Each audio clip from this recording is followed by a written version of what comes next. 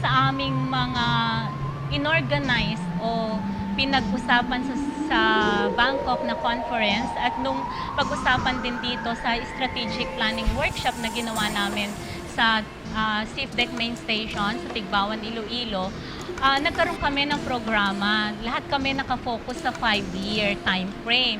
So mag-uumpisa siya ng 2012 hanggang 2015. So, pero isa-isa muna naming hinarap ito. So nagkaroon kami ng annual plans.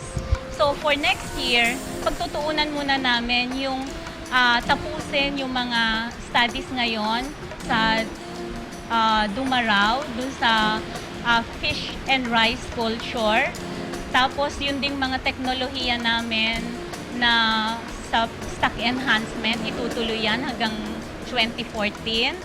At saka sa mga susunod namang mga panahon, we will focus ngayon yan sa adoption ng technologies sa mga freshwater aquaculture systems kasi alam natin na napakaraming mga households o pamayanan na nakapaligid sa mga freshwater areas natin. At saka hindi lang kami nakafocus dito sa Philippines dahil Southeast Asia ang aming pinagsisilbihan. So sa Mekong Delta, sa Mekong region, tutulong din talaga ang SEAFDEC-AQD para mapalaganap itong mga freshwater technologies. Bagamat iba yung species ng isda nila doon kaysa sa atin, so nakalaan naman kami ang mga technologies namin, scientists, at kaming mga social science personnel sa SEAFDEC na pumunta doon sa mga bansa na member ng SEAFDEC sa Mekong area para palawakin pa rin yung adoption ng technology. Kasi kagaya natin, marami ring mga mahihirap o those in poverty level sa mga kapaligiran sa mga panubigan kung saan merong pwede sanang mag-aquaculture. Doon naman sa mga coastal areas na kung saan alam naman natin grabe na rin ang sitwasyon ng kahirapan o poverty. Kasi kahit sa mga isla, alam naman natin napakarami nating isla. At sa pagpunta namin sa maraming isla na yan, kitang-kita ang kahirapan dyan. So meron din kaming programs dyan, yung cage culture nga na sinabi natin na nung naapektuhan sila ng oil spill, naging paraan namin sa SEAFDEC na tulungan sila na mag-cage culture ng bangus. Sa Sagay naman, kung saan meron akong study doon, sobrang kahirapan dahil umuunti na talaga ang huli nila. Maswerte na nga kung sa isang araw magkaroon sila ng 2 kilong isda sa 4 hanggang 6 na oras nilang paglabas sa dagat. Tsaka maliliit kasi yung kanilang mga bangka, hindi sila makalabas. Tapos medyo na-challenge pa sila dahil mahal ang gasolina o crudo, kaya hindi talaga sila makalayo upang magkaroon sila ng malaking huli. So, ang programa namin doon, stock enhancement, aside from turuan sila ng cage culture ng bangus, ng rabbit fish, at saka ng sea bass, ng pompano. So, anyway, kailangan talaga naman dito i-enhance yung policy development dahil yung mga regulasyon para i-protect yung pangisdaan, kailangan yan. So, ang information, education, and communication ay napaka-importanteng gawain para sa amin sa socio-economics. Kasi by educating the fishers about the right and responsible fishing practices, pati yung tamang pag-adapt ng aquaculture, responsible aquaculture, napakahalaga niyan para hindi tuloy-tuloy na masira yung kalikasan. So, lumalabas kami para ipakita sa kanila yung mga tamang pag-adapt ng aquaculture. At saka yung mga bata, may mga programs din kaming gagawin, yung mga drawing contest na ginagawa dyan sa Fish World ng SEAFDEC-AQD, isa yan sa mga activities. Hindi man namin sa socio-economics, subalit sa buong SEAFDEC Aquaculture Department, maging sa SEAFDEC Secretariat namin. Palatuntunan namin yan na pati yung mga bata i-inform din. So, ulitin ko lang, ang regulation, ipinapaalam namin yung mga tamang pamamaraan ng paghuli ng isda. Alam naman natin ang dynamite fishing ay isang napakalaking problema. Pero sabi nga ng mga community na napuntahan namin, nandyan pa rin yan pero malaki ang ipinagbago ng kaalaman ng mangingisda. Of course, yung Coastal Resources Management na matagal ng palatuntunan ng maraming ahensya sa Pilipinas at sa ibang bansa ay nakatulong din yan. So, I think if I were to assess kung saan na tayo ngayon sa kaalaman ng mangingisda sa tamang pamamaraan ng pangangalaga ng kalikasan, I think there's no other way but towards improvement. Kailangan lang talagang maging mapagpasensya tayo dahil hindi naman talaga madaling magkaroon ng behavioral change. Matagal na proseso yan. So, malaki ang responsibilidad natin, kami bilang social science researchers, para ipaalam ang tamang pamamaraan ng pangangalaga ng kalikasan, ang tama na pag-practice ng aquaculture.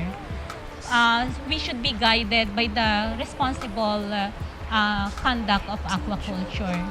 So, hopefully, merong pagbabago. As I said, hindi naman siguro yan. Definitely, it's not going to be, I'm not pessimistic. I am rather optimistic na magkakaroon ng pagbabago para mag-improve ang behavior o kaugalian ng mga tao na involved sa fisheries and aquaculture.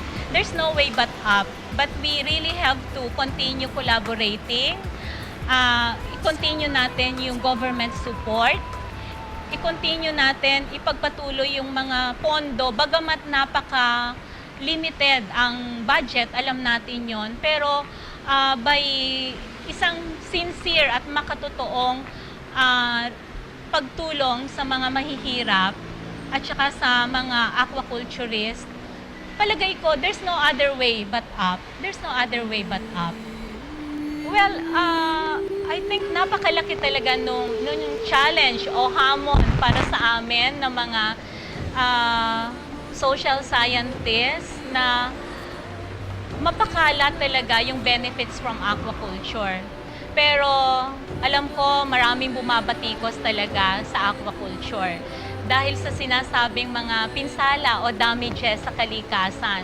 Pero sana maunawaan naman natin na ang teknolohiyang ginagawa ng mga organisasyon kagaya ng SEAFDEC-AQD, maganda ang layunin na makadevelop ng isang responsableng teknolohiya para maparami talaga yung isda para sa atin at sa tumataas na populasyon ng Pilipinas at globally. Kasi nakaka-contribute din tayo dahil exporter ang Philippines ng mga high-value products.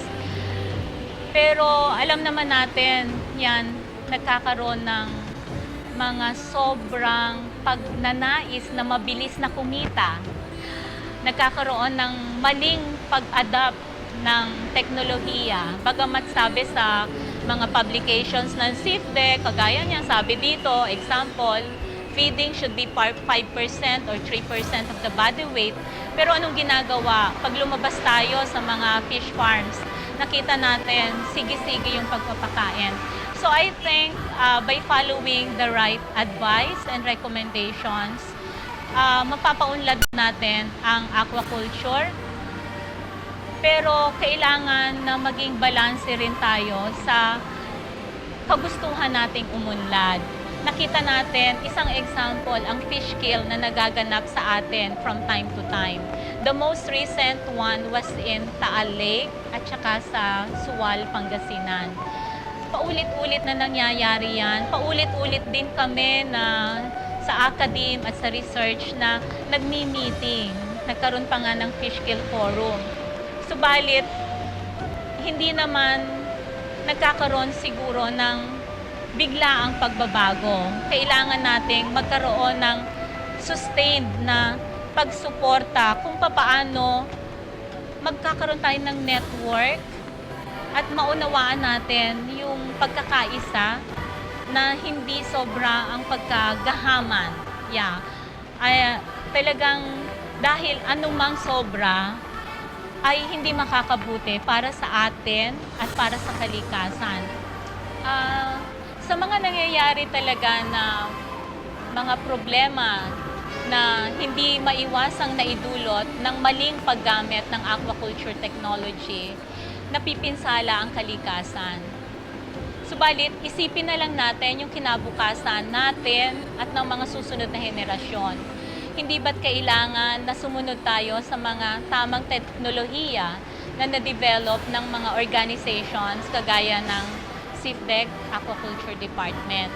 So, pagtulong-tulungan po natin na magkaroon tayo ng ugnayan para magkaroon tayo ng sustainable na income mula sa aquaculture. Gusto naman natin na lahat tayo ay makinabang, hindi lamang ang isang kumpanya o ang isang pamayanan. Hindi natin maiwasan kasi tubig po ang resource na ginagamit sa aquaculture. Water knows no boundary. Kaya ang isang pagkakamali sa paggamit ng aquaculture sa isang lugar, makakaapekto po yan sa kabilang pamayanan. So we should be coordinating with each other at unawain natin ang sitwasyon ng kabilang pamayanan, ng kalapit na pamilya para pare-pareho tayong makinabang sa aquaculture technologies.